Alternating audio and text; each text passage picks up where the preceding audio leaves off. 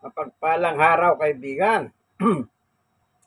Ito pong inyong kaibigan kay Jesus, Brother Manny Bautista. Ano po? Na siyempre, masaya tayong lahat sa buong Pilipinas. Dahil nakita po natin ang paghihirap ng mga pulis sa Davao under General Torre. Po. Kaya sabi nga ni D.I.L.G. Abalos, pinakamatapang na pulis na aking nakilala. Po. Kaya sabi ko nga, kung si Abalos matatakbo ng senador, gusto ko ang ilagay nilang D.I.L.G. For me, si General Torre. Ano po? Ayan. For me, in my home capacity. Ayan. Masaya tayo dahil hindi tayo masaya dahil nahuli si Kibuloy o sumurrender. Sabi ng kanilang kampo, sumuko. Sabi ng gobyerno, nahuli. Siyempre, saan ka papanig? Sa gobyerno. Yan ang gumugobyerno eh. Kumbaga sa dami ng paliwanag ng mga eksperto, nung nakita na yung pulis, nandyan na. Kasi natuntun na eh. Binarakadahan na nila. So wala na siyang pagkakataon. Kukunin na siya ng pulis. Ngayon, ang ginawa, biglang tumawag yung kanyang magaling na abogado na susuko siya, huwag siyang ibigay sa pulis. Sa AFP na lang. At kung maaari, huwag siyang idiretso ng Amerika. Parang ganun ang mga chismis eh. Na sa YouTube, mga balita. So, ginrat naman ng PBBM. So, ganun po. Kaya sabi naman ni PBBM, wala na siya lulusutan eh. Yan. Bahala na po kayo kung anong iusga nyo. Nahuli ba? O sumuko? Bahala na kayo. Diyan mo makikita ang kamay ng kapangyarihan ng Diyos. Itong mga blasphemous. Naalala ko nung araw, merong isang pare, ano kasing pangalan tong paring ito? Na presidente no, si Tatay Digong ng Davao. Na minura niya ang Diyos. Stupido daw ang Diyos kasi ang kanya sinasabi kaya stupido ang Diyos, bakit naman merong naging masamang tao? Yon, ano niya, kung totoong Diyos siya, ba't kailangan maging masama yung mga tao? Kaya tinawag niyang stupido ang Diyos. Kaya sabi ni Father, anong pangalan kasi? Ito, nasa dulo ng dila ko pero ayaw pa makahano, ano? Pero titignan ko lang sa Bible, ano? Ay, doon sa, meron ko listahan doon eh.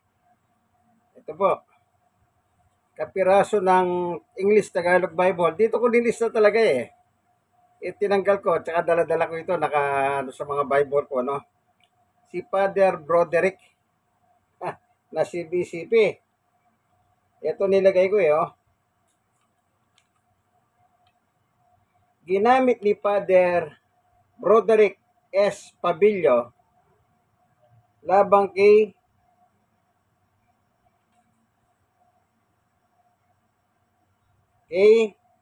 Pangulong Digong. Yung sinabi ni Father Broderick na blasphemous ka, Pangulo, sabi niya. Nakapalabas sa TV yun. Kaya sinulat ko dito. Ito naman yung dictionary na sinasabi kung ano yung blasphemous. Ito. Blasphemous. English Tagalog po kasi ito, no? Kaya tinanggal ko isang piraso lang doon sa English Tagalog na Bible. Ay dictionary. Ang sabi ron, ito, blasphemous, adjective, speaking against God or sacred things with abuse or contempt. Yun ang English. Sa Tagalog, lapastangan sa Diyos o mga banal na bagay. Blasphemous. Blasphemous words. Lapastangan ay lapastangang pananalita sa Diyos. Yan. Yun po pala yung ibig sabihin ng blasphemous. Kaya pala tinawag ni Father Broderick si P. Digong nung araw na blasphemous ka. Okay? Ayan. Naalala ko, nakahipit pala dito. Ito namang pinagipitan ko, Quran. So, dito makikita na natin na kumikilos ng makapangyarihan ang kamay ng Diyos laban sa mga abusado. Dapat lang. Managot ang managot. Ang dalangin ko lang dito, huwag sanang malagyan ng mga hukom. Naalala ko ng Pangulo si Pangulong Erap. Man in robe. Binanata niya yung mga judge. Nakakaya. Pag mag-judge yun, susot yung kulay itim na parang raincoat. Pag-suot na niya yun, yung kapangyarihan bilang judge, nasa kanya. Kaya kung ano sinabi ng judge, patay ka. Pag sinuotan niyang ganun yung baro nilang itim, naalala niyo yung impeachment ni Corona, yung mga judge impeachment ng mga senado, nagsuot sila ng damit ng itim na ganun. O, naging judge sila. Kaya si Corona, ganon kakapangyarihan yung damit na yun. No, yung sinusuot. Okay, makakarinig tayo ng konti pananalita sa isang vlogger. Asa na ba yung ano ko? Ito. Ito. Ang sabi rito, title, kulong na si Kibuloy. Iti-cover pa ni Duterte ang kanyang... Ricky Tumuturgo, nagtataguyod ng katotohanan, nakikipaglaban para sa bayan. Atty. Ricky Tumuturgo. Ayan. Ang kanyang asset. Yun. Kulong na si Kibuloy, itinitikover mga kabunyog, mga kababayan, magandang araw po sa inyong lahat. Assets. Anong oras man po dyan sa inyo ngayon? Umaga man po, tanghali, hapon, gabi. Kunti lang ang kukunin natin dito nasa kasi Pilipinas man po kayo o nasa labas ng bansa. Uli po ang ating pong pagbati ng magandang araw, Pilipinas at mundo. Ito, talagang masaklap ang buhay ni Kibuloy. Yan. Ang buhay ay weather lang. Ang dami niyang naipundar ang dami niyang assets, ari-arian, yaman. May private jet, may chopper, may private hangar. May yate pa yata yan, hindi natin alam. Maraming ari-arian sa labas ng bansa, sa Canada, sa Amerika, sa Europe, sa Middle East, marami. Ang daming ari-arian. Yung kanyang yung kanyang TOJC compound doon sa 30 hectares, 40 buildings. Dami. Bilyonaryo na itong si Kibuloy. Kaya lang, nasaan yung kanyang yaman ngayon? Nasaan yan? Mai-enjoy niya pa ba yan? Mai-enjoy niya pa ba yan? Wala na. Wala na. Kaya mga kabunyog, mga kababayan, ang buhay talaga ay weather lang. Sobra ang kanyang karangyaan ng kanyang buhay. Buhay hari nga siya. Buhay hari. Imagine mo, kingdom. Ang tawag niya sa kanyang mga ang tawag niya sa kanyang mga followers, kingdom citizens. Ang tawag niya sa kanyang kaharian, kingdom nation. Di ba? Naririnig ko yung kanilang mga Kingdom of Jesus Christ, yung kanilang mga programa. Dito sa amin, sa Kingdom Nation, Kingdom Nation, parang ang tingin niya sa kanyang sa kanyang mga teritoryo, sa kanyang mga ari-arian, bahagi ng kanyang nation. Kaya niya Kingdom Nation.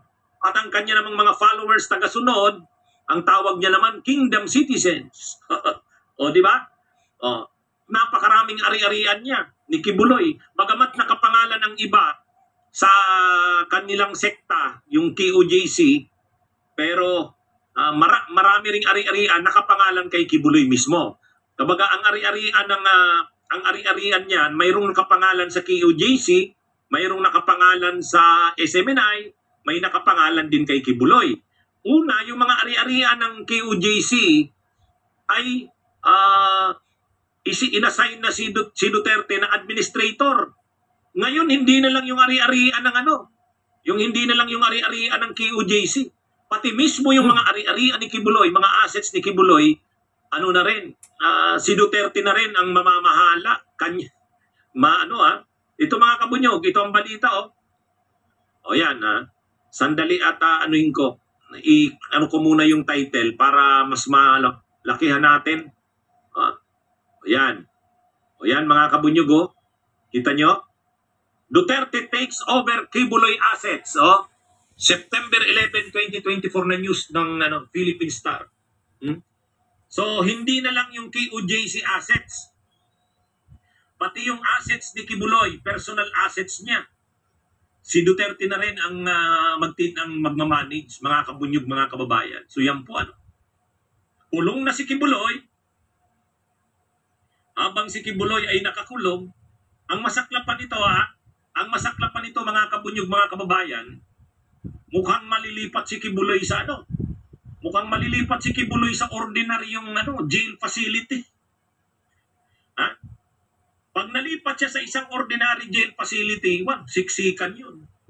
Ngayon kasi kahit papano, doon sa PNP Custodial Facility, bagamat maliit yung kwarto, pero at least sulok ka doon sa kwarto na yon. Kahit wala kang aircon, pero mayroon ka namang electric fan kahit papano. Shout out, me and my music. Pero, ngayon, may order ang Quezon City RTC na ilipat siya sa jail facility sa may Payatas. Kasama niya doon yung mga preso na disiksikan sila doon. Paano kaya to Paano kaya to? Paano yan? Nakakulong ang hari. Yung king ng kingdom ay nakakulong. At saka nakita nyo mga kabunyog, mga kababayan, nakita nyo nung si Kibuloy ay nandun pa sa kanyang compound. Ang laki ng kwarto niya. Ang laki. Napakarangya ng kwarto niya. Nakita naman natin yun. Pinakita ni General Tote. Tapos sa tabi ng kanyang kwarto, daming mga kwarto ng mga babae. Mga spiritual wives, sabi ni Ray Sabogo. Spiritual wives. Grabe, Lahat ng kwarto na nakapaligid sa kanya, lahat mga babae, kwarto ng mga babae. At may mga pinto galing dun sa kanyang kwarto, may mga kwarto diretso dun sa mga nakapaligid na mga kwarto. Ngayon, hindi niya na mai-enjoy yun. Ang marangyang buhay na kanyang naranasan ng matagal, nagbuhay siya, nagbuhay hari. May sariling private jet, may sariling private chopper, may sariling hangar. Yung kanyang hangar ay may koneksyon doon sa the old Davao Airport. Wow, matindi. Talagang para siyang parang hari talaga. Kaya nga Kingdom of God ay Kingdom of Jesus Christ. Ang tawag niya sa kanyang mga followers ay Kingdom Citizens. Ang tawag niya sa kanyang nasasakupan ay Kingdom Nation. O ngayon, paano na yan? Ngayon, ang gusto na lang pasiguraduhin dyan ni Kibuloy, huwag mawala ang kanyang mga assets. O ngayon, pinagkakatiwala niya ang kanyang mga assets, yung personal na assets niya mismo, kay Duterte.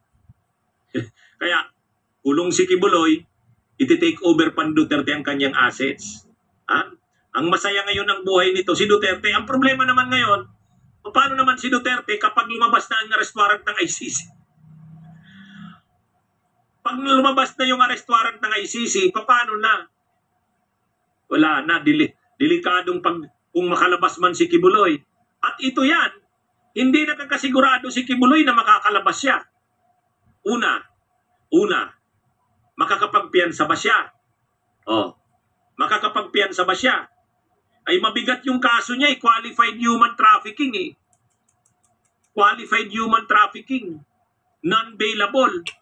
Pag humingi siya ng piyansa, mahirap kasi mabibigat yung mga ebidensya laban sa kanya. So nakakulong siya. Ang problema ngayon niya, paano kung makonvict siya? Paano pag nakonvict siya? Pag nakonvict siya dyan, tuloy-tuloy na, dadalhin na siya sa bilibid. Dadalhin na siya sa munti. Doon na ngayon. Paano kung abutin siya doon ng life imprisonment ang niya? Wala na. Hindi niya na talaga mai-enjoy ang kanyang kayamanan. Kung ano siya, okay, kung makapiyansa siya, ibig sabihin makakalaya siya. Pero duda ako, mahirap magpiyansa yan. Kasi no bail. Sabihin mo pang pwede naman magpiyansa when the evidence of guilt is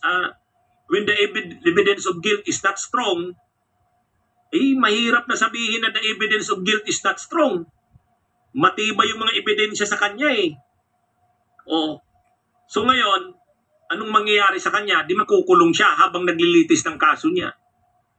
Mabuti sana kung habang naglilitis ng kaso niya, nandun siya sa PNP Custodial Facility. At least sarili niyang kwarto kahit maliit, kahit electric fan.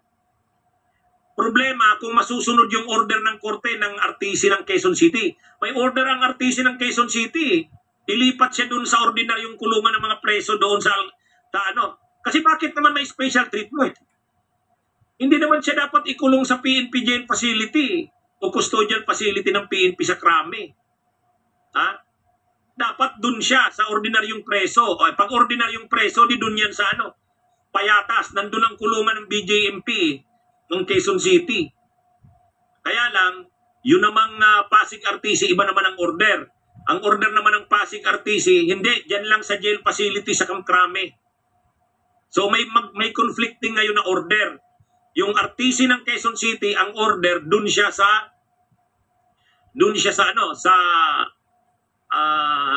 jail facility sa Payatas.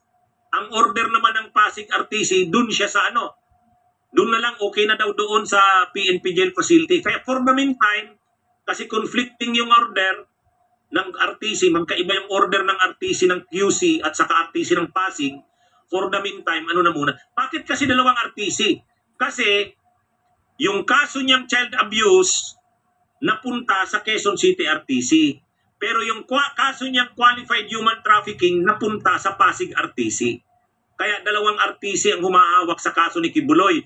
Magkaibang mga kaso yun. Yung child abuse doon sa Quezon City RTC. Yung qualified human trafficking doon sa Pasig RTC. Magkaiba rin ang order ngayon.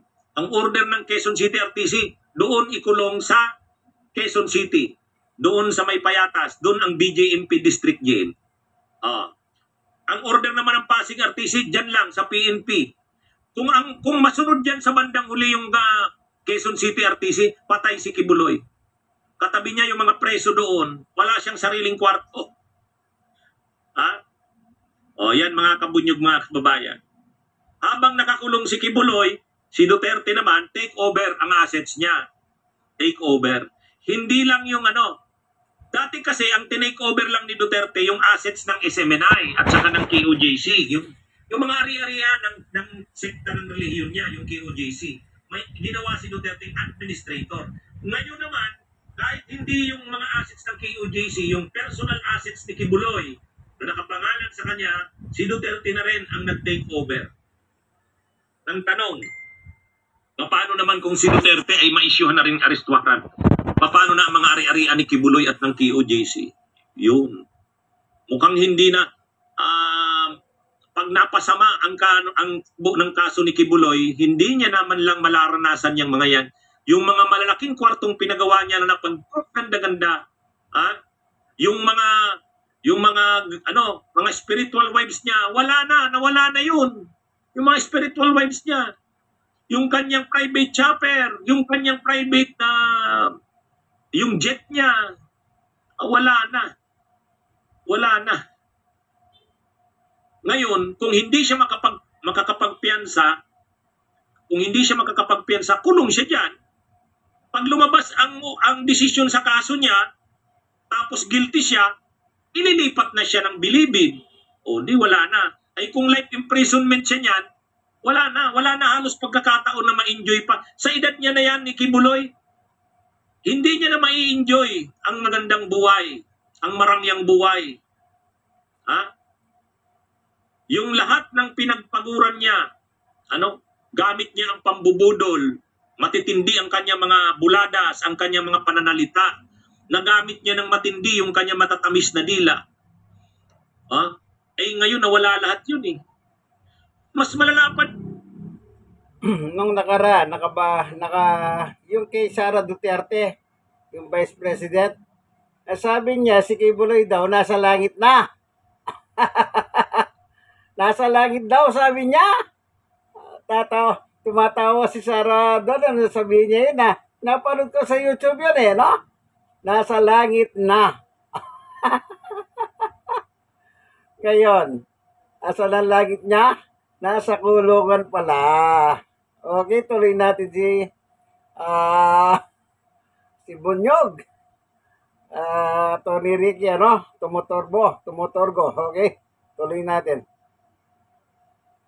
Nito, kapag nag-request ng extradition ng US at in-extradite siya sa US ay patay, ilalo na doon. Kasi may treaty ang Pilipinas at saka ang US eh. Hindi naman pwedeng hindi natin i-honor yun. Yan ang treaty. Extradition treaty yun. Nakalagay yan sa ating constitution. Treaties, yung mga treaties and conventions na pinasukan ng Pilipinas, they form part of the law of the land. Yan ang malinaw dyan ha. Yan ang doctrine of... Naalala niyo si Mark Jimenez? Yung naging kongresista pa yun eh. Sa panahon ni dating Gloria. Nagkaroon siyang kaso sa Amerika. Nagbigay kasi ng pondo kay Bill Clinton. Ginaswa siya sa Amerika. Hiningi ng Amerika si Mark Jimenez. Congressman siya. Para doon siya managot. Kasi bawal pala sa Amerika magbigay ng donasyon. Ayun. Binigay siya sa pamagitan ng treaty. Okay. Tuloy natin. Corporation. Pinag-aaralan namin yan sa law. International treaties na pinasukan ng Pilipinas, conventions na pinasukan ng Pilipinas, they form part of the law of the land. Ibig sabihin, parang batas natin yan. Ibig sabihin, yung extradition treaty na pinasok ng Pilipinas sa US, hindi natin pwedeng baliwalain yun. Kasi treaty yun. Ang presidente ang pumasok sa treaty na yan, nag-concur dyan ng Senado. Kung nag-request ang US ng extradition niya, hindi naman pwedeng hindi sagutin ng Pilipinas yan. Pag hindi in-honor ng Pilipinas yung extradition treaty, hindi tayo irerespeto sa international community. Hindi pala tayo marunong kumilala sa ating mga international treaties and agreements. Kaya ito, sa totoo lang, ano na ito? Yung sa ngayon, matindi na ang kinakaharap ni Kibuloy. Ano kaya ang ano niya, no? Siguro nagingit-ngit talaga si Kibuloy. Nagingit-ngit siya, hindi niya inaakalang mangyayari sa kanya yan eh. Hindi niya maiisip na mangyayari sa kanya. Ang kinakagalit talaga nitong mga supporters ng Duterte, kasi sinuportahan nila si Marcos eh. Kaya grabe ang galit. Pag nagsasalita yung mga KOJC, pag nagsasalita sila Eric Celes, sila Loren Badoy, sinuportahan nila si Marcos eh. Kaya, kumbaga para sa kanila, laging paulit-ulit nila, budol, grabe ang ginawa sa ating pangbubudol. Kasi sinuportahan nila eh. Grabe yung paninira nila kay Leni Robredo. Diba? Lahat ng pambabastos kay Leni, ginawa nila. Lahat ng fake news, ginawa nila kay Leni. Renentag pa nila si Leni. Kumbaga yung ginawa nila, para manalo si Marcos. Kaya, dala ni Sister Baby. Si Kibuloy, nung mga napanahon pa ng kampanya, kung ipagtanggol ni Kibuloy si Marcos, sobra. Si Duterte, si Digong, hindi. Pero sila Kibuloy, yung Isimenay, sila Eric Ceres, sila Loren Badoy, ay talagang todo-todo yung grabe. To the point na grabe yung ginawa nila kay Pagkain ni ginawa nila Summer, kay Lenny. ni Kaya Winter. talagang grabe Yung ang aso, galit niya ni Kibuloy kay Marcos eh. Ito yung pagkain niya. Kila Marcos, Lam. grabe yan, sigurado yan. Imaginein mo, ano sila, nagpakasubrang basto sila, nagkalat sila ng fake news, ginamit ang SMNI, tapos lahat ng paninira kay Lenny, ginawa nila para manalo si Marcos. Ngayon nanalo si Marcos, ang akala kasi nila, dahil nanalo si Marcos, di tuloy ang maliligayang araw. Tuloy, continuity nga eh. Ay ang sinasabi nilang continuity, tuloy ang kanilang maliligayang araw. Diba? So ngayon, anong nangyari? Ang tawag dyan, karma. Karma is real, sabi ni Mildred Rodriguez. At ngayon, ang mararanasan ni Kibuloy, lahat ng karangyaan ng buhay, wala. Imaginein mo yan? Yung right to property mo, ay yung magandang buhay mo, ari-arian mo nawala, kalayaan mo nawala. Ay, Jesus, grabe. Diba? Mga kabunyog, una, yaman, nawala. Hindi pa naman nawala sa kanya, pero hindi niya na mai-enjoy. Ano ang use ng yaman? Ano ang use ng napakaraming ari-arian? Ano ang use ng malapalasyong tirahan? Ano ang use ng napakalawak na lupa ng pag-aari? Ano ang use ng pribadong jet, pribadong chopper? Hindi mo naman magagamit. Wala ka namang kalayaan kasi nakakulong ka. Yan na yun. Ang leksyon dyan ngayon, yung mga pinagagawa nyo, yung mga pagsuporta nila Kibuloy sa mga ginawa ni Duterte, kung ang ginawa ninyo kay Leila de Lima, yan, ano yung maranasan mo rin. Maranasan din ni Kibuloy. Ang pagkakaiba niya kay Leila, si Leila alam niya na darating ang araw makakalaya siya kasi gawa-gawa lang ang kaso sa kanya. Si Kibuloy hindi. Kaligayahan niya nawala din, sabi ni Carmelita Gadji. Yung mga pinagagawa ninyo, pag may nakukulong na mga aktivist, tuwang-tuwa kayo eh. Pag may mga nakukulong na mga na mga oposisyon noon, tuwang-tuwa kayo. Si Kibuloy, pag nagsasalita yan, ngayon, paano na yan? Ang nangyari sa iba, nangyari sa kanya. Paano na yan? Wala na. Mabuti nga si Lenny Robredo, mabait eh. Hindi man lang sila babalikan ng mga kaso. Si Leila de Lima, mabait. Pero nung panahon ni Duterte, kung laitin nila si Lenny, kung laitin nila si Leila, sobra. Tapos yung mga aktivista, kung binabastos nila, sobra. Parang hindi mga tao ang trato nila sa mga aktivista. Ngayon, Kibuloy, paano na yan? Yung kalayaan mo, wala na, nakakulong ka na. Yung mga yaman mo na sobra-sobra, wala na. Kay Duterte na. Diba? Mga kabunyog. Ano ito?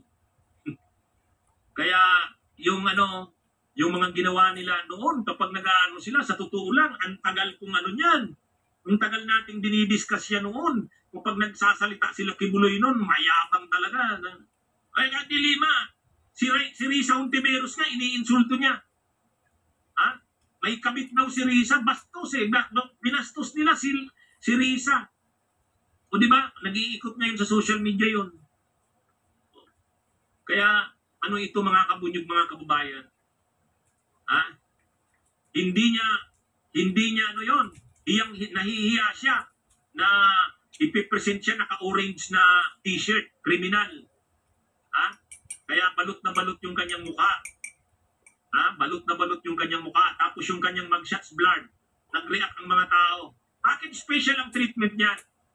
Bakit punong-puno ng balot ang mukha? Wala kang makita kahit mata.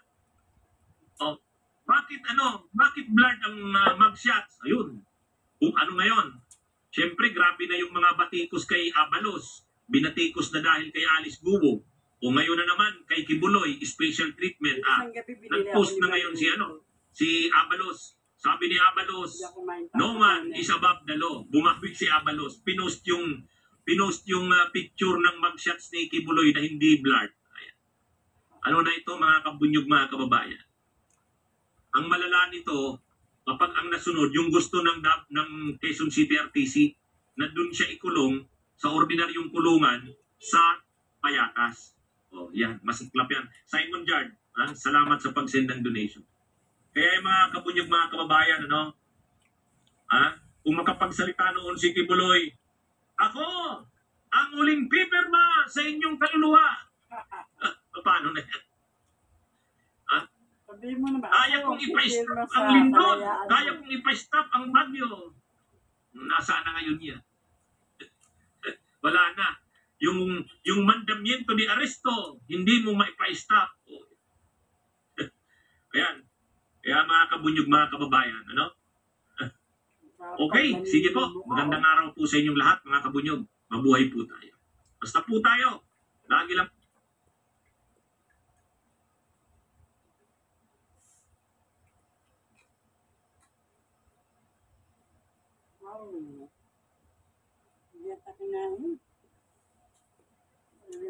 Yun, narinig niyo po. Abogado yun.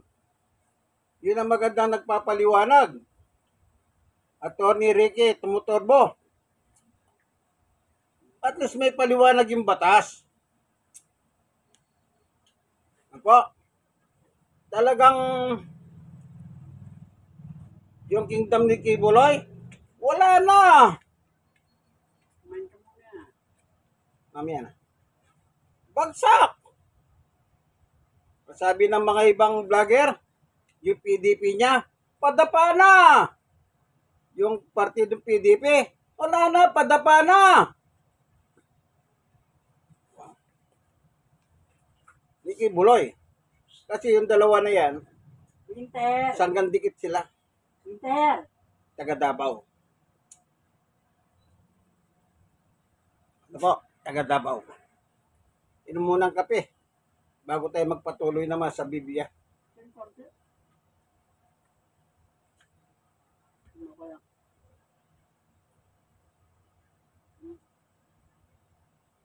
Winter! Ubus yung kape. Winter! Yan. Ayaw. Huwag mong pakainin si Winter ng ganyan. Kumain siya ng ano ito. Tira niya kanina. Yung tawag pa nila konti. Kamay ko yan. Okay? Sa Bible, actually si Kibuloy at saka si Duterte, mga biktima rin sila. Kanya lang, inabuso nila yung kanilang parang privilege. Ayon sa Biblia, itong ating mundong kinagagalawan, unang 1:5:19. Sabi niya, ang buong sanlibutan ay nasa kapangyarihan ng Diablo. Ano daw po? Nakagat yung Yung entire universe nasa ilalim ng kapangyarihan ng Diablo. Tayo yung nasa universe o sa buong mundo. Tayong mga tao. Kaya wala tayong magagawa. Nasa kapangyarihan ng Diablo, itong mundong kinagagalawan natin. Kaya kung anong gusto ni Diablo, wala tayong magagawa. Kanya lang, meron namang Yesus na dapat makatulong. Ang problema, kunwari, meron silang Yesus, o si Kibuloy nga, sabi niya, ako na, ang Yesus sa katawan tao. O tinanggihan ng mga Israelita ang Yesus at yung kanyang kaluluwa, espiritu, pumasok sa akin, ako na. Oh. Kaya siya na yung Kristong nasa Davao, Tamayong. Kaya nung araw, sabi niya, welcome, welcome. Ini-welcome nila si Jesus 2 times. Hindi naman dumating si Jesus. Kaya naging bulahan si Kibuloy o si Pacquiao. Kaya yung salitang Pacquiao na yun, nandun sa basketball uniform niya. Yung nakikita natin sa YouTube na nagbabasketball siya, nag-shoot siya. Yung t-shirt na ang pangalan sa likod, Pacquiao. Doon ang galing yung salitang Pacquiao. Ano pa? Okay. Kaya, siya man naging biktima ng Diablo. Kasi, kung kay Jesus ka, kung totoong Jesus hindi yung peking Jesus, yung totoong Jesus, hindi ka mabibiktima. Kanya lang. Siguro sabi nila, masarap ang Jesus. Ayun. Anong nangyari? Sinabi lahat po ni Atty. Ricky. Wala na. Ngayon, di ba? Ang kingdom niya ngayon ay bilangguhan. Yan ang katotohanan. Ngayon, kung sinabi man nila sumuko o hindi sumuko, nahuli. Ang pinag-uusapan, nag-iima siya ng rehas na bakal. Wala na siya pinagkaiba sa mga nakakulong na awak-awak yung rehas na bakal. May hinahanap ito. Sa ngayon, nasa custodial pa ng PNP. Paano kung matupad yung sinabi ng Quezon City? Doon sa Payatas. Yung Payatas yung dating basurahan. Doon siya nararapat. Basura siya. Yun ang Smoky Mountain ng Quezon City. Kung dito sa Tondo, may Smoky Mountain, doon sa Payatas, yun pang Smoky Mountain ng Payatas. Basura. So, basura siya. Dapat lang doon. Para dapat lang. Bakit? Kung mo sinabi ng anak ng si Diyos, nakakatawa si Senador Bato. Nung nagsinado sila doon sa Davao, in-inquest nila si General Torre. Na sinabi ni General Torre, ang issue lang dito, si Pastor Kibuloy, na tinatawag na Son of God. Dapat sumuko na. At ang maing tunay ito, sabi niya. Sabi ni Bato, palibasa, ewan ko, anong klaseng tao itong batong ito? Lahat naman tayo, anak ng Diyos. Aba, pati pala yung mga kriminal, anak ng Diyos. Siya nga bias eh. Ibig na sabihin, siya ay anak ng Diyos. Ganun ba kung tumingin ng Diyos? Oh, ikaw ba to? Hindi ka anak ng Diyos. Kasi ang Panginoon mo, Kibuloy, ang amo mo, Duterte. Kung ano sila, ganun ka rin. Si Duterte, minura ang Diyos. Si Kibuloy, niloloko ang Diyos. O ngayon ikaw ba to? Kanino ka? Eh di sa demonyo ka rin. Huwag mo sabihin niya na anak tayong lahat ng Diyos dito. Unyabang pa eh. Pero natibag niya ba si Torre? Hindi. Tunay na lalaki ito, sabi ni Torre. Hanggat hindi ko nakukuha, hindi ako alis dito. Ang gusto ni Bato, chupi, lumayas na sila sa kingdom ni Kibuloy. Pero matatag talaga si Torre. Yun ang tunay na lalaki. Kaya sabi ko, kung sakali lang, siya na lang ang iupo ni PBBM sa DILG. At least hawak niya yung mga mayor. Para yung mayor ng Davao, pagsasakalin niya yung mga Duterte. Saan ka nakakitang mayor Duterte, vice mayor Duterte? Para bang wala ng taong magaling kung hindi na lang ang mga Duterte. Pero saan sila magaling? Manood kayong balita, malalaman nyo kung saan sila magaling. Oh. Kaya pulong nga yung 51 million ba yan o? Billion sa panahon ni tatay niya presidente. Hindi nga alam saan niya nilagay yun eh. Ayun, nagkandalubog-lubog ang Davao. Diba? Kaya tinatanong, saan mo dinala ba yung pera? Hindi mapaliwanag yung atin niya. Tinatanong yung pera din, hindi rin mapaliwanag kung saan dinadala. Kaya ang buong mundo, maliwanag ang sabi ni Juan, ay nasa ilalim ng kapangyarihan ng dyablo. Ngayon, nasaan ang dyablo? Panghuli. Panghuli.